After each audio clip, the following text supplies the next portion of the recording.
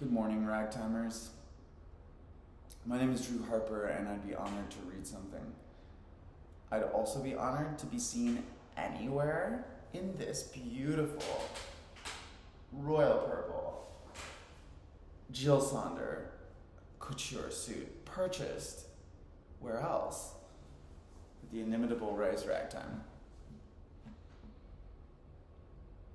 August 27th, 2021. Raise your hand if you went to high school in the early 2000s. Keep them raised if you spent these lonely years in the Portland metropolitan area. Now keep them raised if you were a theater kid, a het girl watching Murder, She Wrote, a photo club bro watching Stargate and or Firefly, a faggot or faggot adjacent.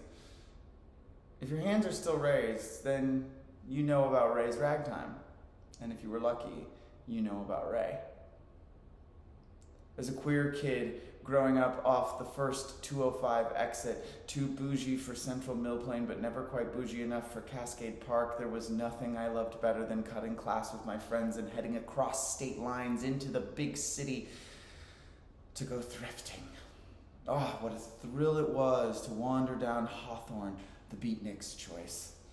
Starbucks, then, when I got hipper, Stumptown in hand, tweed fedora jauntily askew, blissfully unaware of my fashion crimes, unable to put my finger on the ineffable source of the joy I felt. It was being surrounded by gay people who didn't hate themselves, and Nag Champa.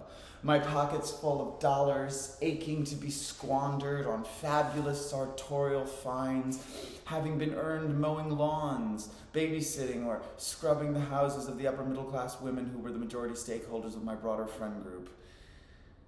But if you really wanted something special, and you couldn't afford the coveted but spendy bad taste of Hypnosi and the rest of the Faubourg 23rd Avenue peddlers, you had no option but to head downtown to Nordstrom's. Not to shop there, heavens no. You go in there to spray massive amounts of cologne on yourself and show off your super cute outfit to the hot chicks. Read Cute Boy in the women's shoe department. And once you'd ritually anointed yourself in this way, you walked outside and headed a block in either direction because there were only two places to go. Either you went to see Todd at Magpie, whose ever-expanding curation of 70s treasures, mod masterpieces, or deco delights were sometimes within your price range, or for that very special occasion, you went to the vaunting, stuffed to the ceiling, central casting costumes ain't got shit on this joint treasure trove of Ray's Ragtime. And you flirted with Ray. Now I could tell you, as I'm sure I would have told anyone who horror of horrors asked me back then, that it was just good economic sense to flirt with the old man. What harm is a little eye-batting and insinuation if it gets him to knock an extra 10% off at the register? But I'd be lying then as now. What was thrilling about flirting with Ray was that it was one of the only places a queer kid like me, stinking of the suburbs and self-loathing, could for a brief moment dance in that liminal light of an actual safe space. Here was a guy whose shameless bawdery, zingy one-liners, and encyclopedic cultural references were the DNA of gay identity, the very stuff that I and others like me were made of, whether we admitted it or not, distilled to perfection.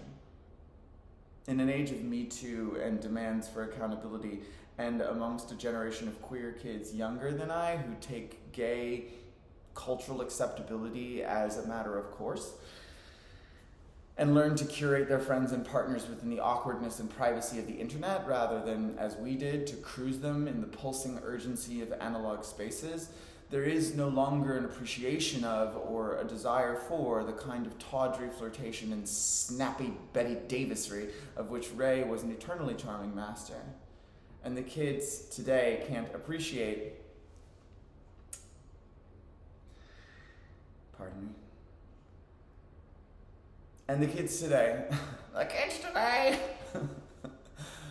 can't appreciate how important it was to those of my generation and how generous it was for men of Ray's to practice the kind of unabashedly queer intergenerational joshing that pushed my boundaries of comfort in a space where I knew somehow that this man posed no threat to me. would never be a danger and was more like a twinkling-eyed headmaster daring me to cast the spells of my own queer magic than some creepy principal inviting me into his office and telling me to shut the door.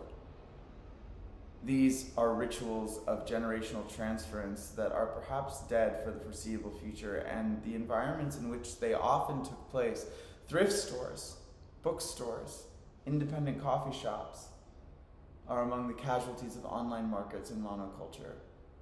Queer kids today are poorer for it. Ray is not doing well. He would not want me to tell you this, but he's 157 years old.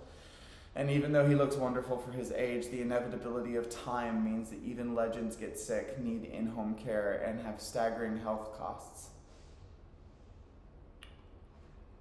If you were lucky enough to ever get a fabulous outfit at Ray's, or if you, like me,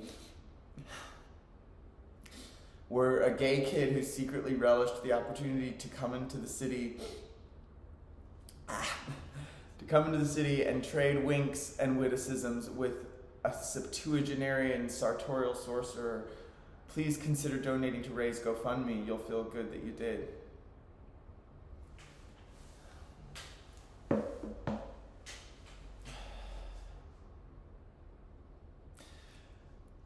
I hate that I didn't get a chance to say goodbye. I would have liked to before moving back here to New York. But every time I step out onto those streets wearing something amazing of Ray's, I will think about him and about the blessings that he gave to our community and the effects that he had on countless people. So thank you, Ray, and thank you, friends of Ray, for memorializing him today.